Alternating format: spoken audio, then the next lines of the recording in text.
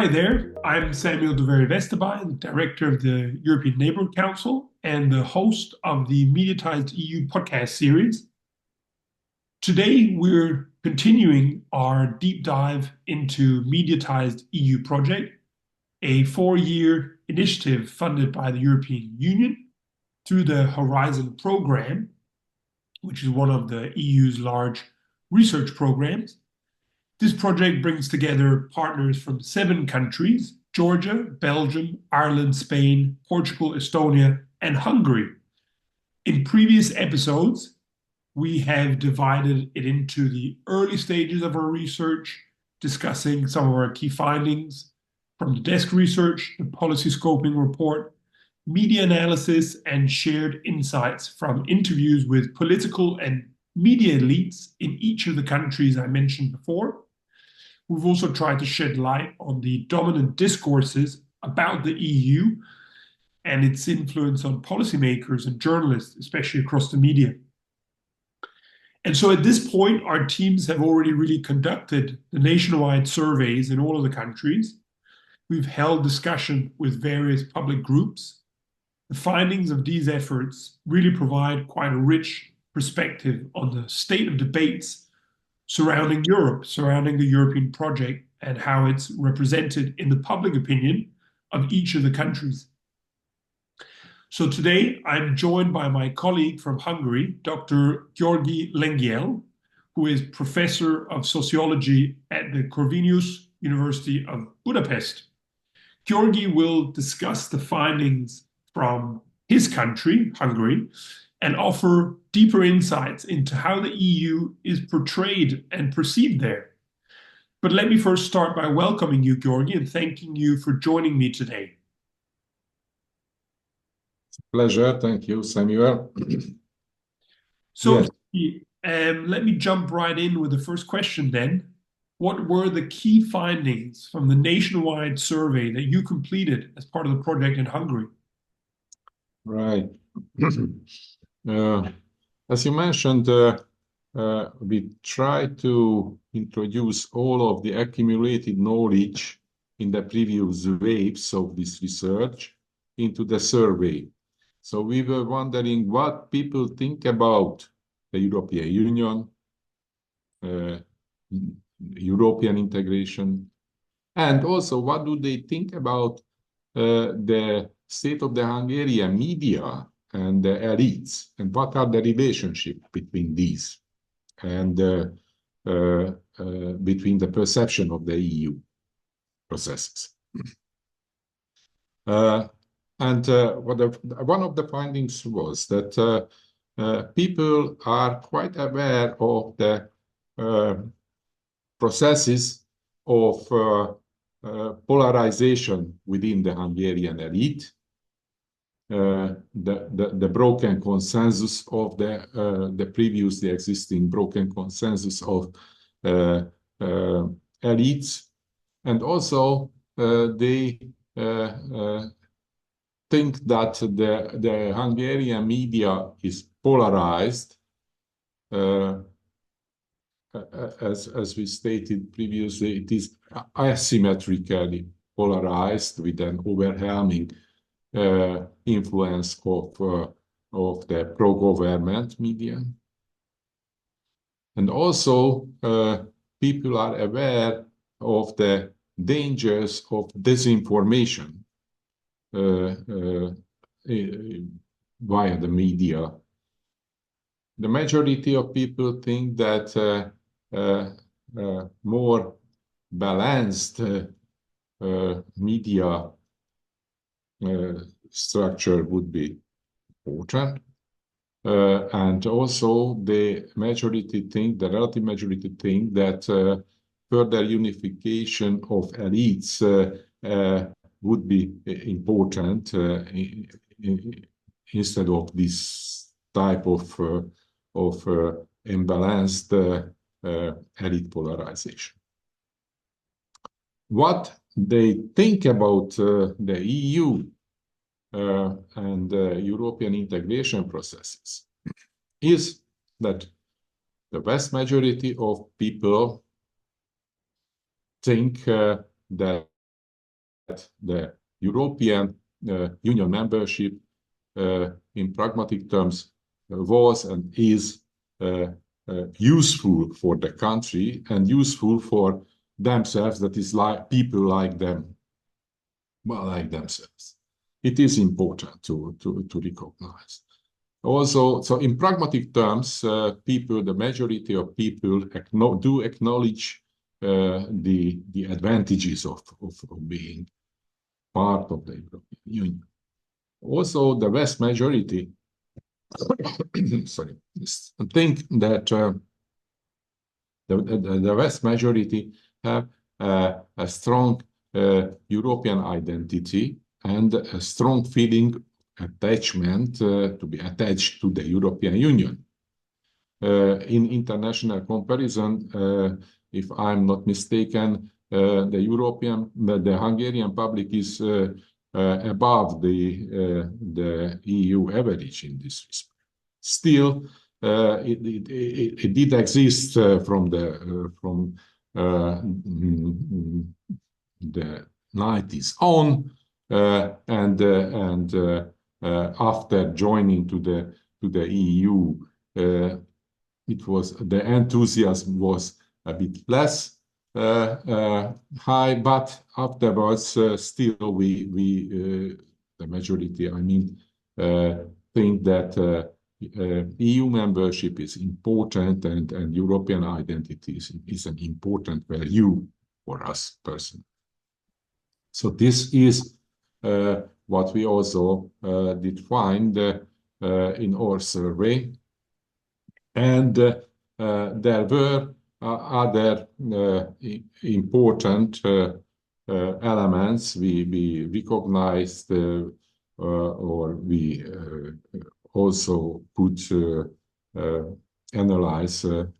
Namely, these had to do with the ongoing discourses about the EU, because we had a sort of discourse analysis previously in the media, where we found that integrationist and sovereignist discourses are the major ones in the media, and among the elites also integrationist and sovereignist views are separated, added to the so-called multi-speed approach or discourse, and also added a relatively weak but existing, although marginally important discourse about the possibility of Huxit, Hungarian exit. What we found, this was the case in the media and the elite. What we found in the public opinion survey, that views are more or less similar among the Hungarian public. That is, there is a strong group of views around integration and support of integration. There is an equally important other group about sovereignism, and here the analysis might be quite complicated to interpret this. There is a relative weight of Huxit views and a very strong strong opinions with weak support concerning EU criticism. What is interesting in this respect is that while these alternatives within the elite, supporting further integration, supporting strengthening of the EU centers, or further integration of other countries, or supporting national sovereignist views, within the elite, these are real political alternatives. But we found that within the public, in the public opinion, these are not well developed, not crystallized political alternatives, but opinions which are relatively, the very problems are relatively far from the everyday experiences of the public. But in a deeper analysis of these facts, did show that although sovereignist rhetorics is an important element and sharp if we investigate with models where we control for socio-demographic backgrounds, we find that even for sovereignists, European Union membership and European identity are important values. Advantages are also acknowledged by sovereignists. So, György, this leads me to think, having looked at the data from multiple countries in the European Union, where we've done the same nationwide surveys and also the same civic discussions, leads me to think that there is a recurring theme that's happening in multiple countries, which is that it's not as binary as we think. People are not anti-everything or pro-EU everything, but that it's more stratified. When you had the opportunity to discuss some of these findings from the nationwide survey in the civic discussions, and when you did more in-depth sociological thinking about it, as you mentioned, also stratifying it into gender, demography, region, and so on, did you find that this binary division doesn't exist? Is it more complex? How would you describe it? I think it is more complex, namely that sometimes the arguments and fragments of these views might be combined. So there are more specific combinations. And those where the dividing line is really between those who did appreciate the EU membership values, pragmatic advantages, and identity aspects, and those who refused them. And this is a small minority in the public. Well, as for the civic discussions you mentioned, in the case of the Hungarian CESR, as we call it, it was a sort of enclave deliberation, a special type of enclave deliberation, which is not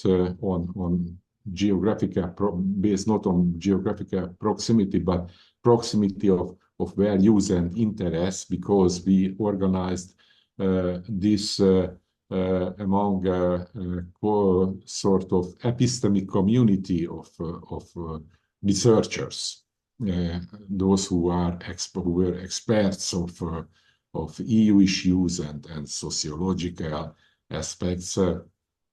And in many respects, we got very useful comments concerning the major topics we might take into account for further refinement of the researches. Namely, for example, one issue, what is the impact of media consumption patterns on the views about and attitudes toward the European Union? And there is the members of this CESR were really surprised that the information we received from this primary research, in one sense, was more or less understandable at first hand, namely that those who consume mostly pro-government media sources, they are more critical toward the EU in many respects. But the surprising other finding was that those who rely mostly on watching TV and not reading news, so those who rely exclusively on watching and not reading, these were more pro-European than the rest of the population.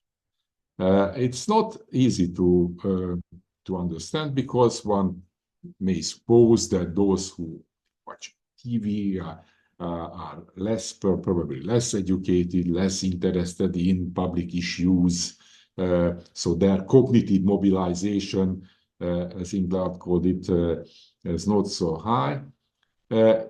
It might be the case, but we may suspect that those who rely exclusively on TV sources rely mostly on programs which are not infiltrated by ideological messages of the pro-government media, but they are more interested in neutral programs, and this might be the reason, one of the reasons behind this finding. So, but György, can I ask you, do you think it's possible? Is it possible that, for example, people are simply under more disinformative material when they're online as opposed to on television? Well, there are several aspects. You are aware of the problem that we did not study systematically the online media, only the news part, published or printed or online part, but not the social media, which would be a very, very important further step of understanding the attitudes toward the EU. But I think that those who rely exclusively on the watching TV, they are less interested in. That's true that they are less interested in politics, but as a general attitude toward public issues at home and abroad, or in the wider world, they are more positive toward acknowledging that national identity and supranational identity are not mutually excluding each other, but might be linked in a positive way. And so maybe this leads me on to the third question, precisely on looking both at the survey findings as also the civic discussions. What are the insights that can be taken as recommendations? What could EU policymakers focus on? Also, as you mentioned before, what are recommendations as follow-up to this research as well? Yeah, one point might be really to give more emphasis on the systematic analysis of social media, not in part its role in disinformation, but also its part in information networks, how information networks really work, and how could people be influenced or properly informed. And properly informedness means that there should be multiple sources available at their disposal, and also that these information provided by these media sources would be, or it is advised to be more pragmatic in their nature, positive factual information about the role of the EU within the country. To understand clearly, and that was raised by the civil, due to obvious reasons, the Hungarian language is isolated, and the majority of Hungarians don't speak foreign languages. Of course, there are good translation programs, but these are not available on an equal base for everyone. So it is very important to provide fact-based, fair and balanced information about the EU, about the EU-Hungarian relations, and what way could these influence the everyday life of people over here. What does it mean exactly to belonging to the Schengen belt, to exist within the Schengen borders, for example? What might be the advantages and possible side effect or disadvantages joining to the EU, to the euro?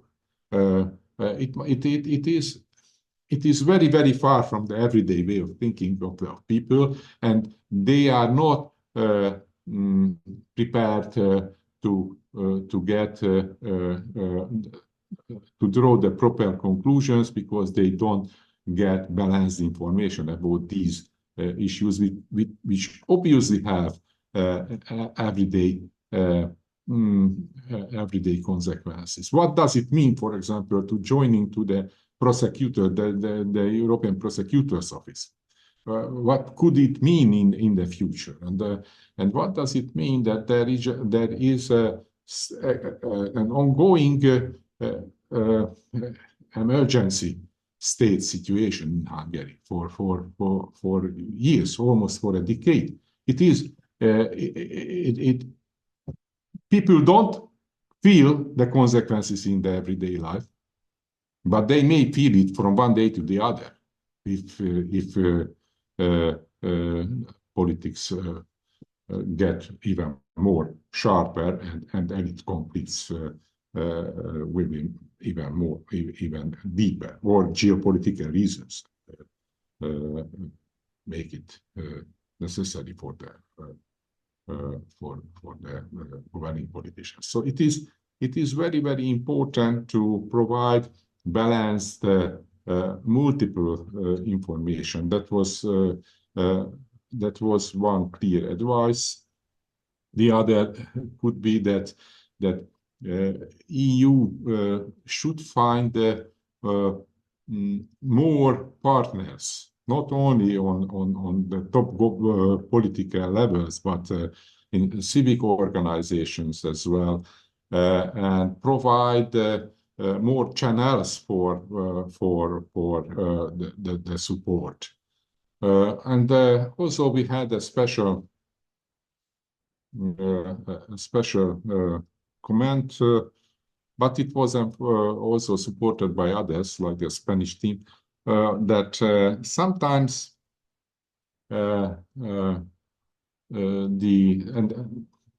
it has not only to do with the EU, but it is a case that the sanctions may hit the insane people, those who might not be blamed for unfair criticism or unfair behavior. So it may hit these sanctions may hit those who are powerless and who have no high voice potential, students, for example, or researchers, for example. So we would recommend to this misguided or mistargeted sanctions should be thought over. Thanks a lot for outlining these policy recommendations. Mm. At this point, our discussion has come to an end, and I'd like to take the opportunity to thank you, György, for taking the time for joining me here today. Welcome. And if you're interested in finding out more about the project and the people behind it, like György and many other excellent academics, as well as accessing a summary of our key results, finding our research publication, and all you need to do in order to do this is you can visit our website at www.mediatized.eu and also subscribe to our newsletter, and of course follow us on X or Twitter at mediatized_EU. Thank you so much and have a good day.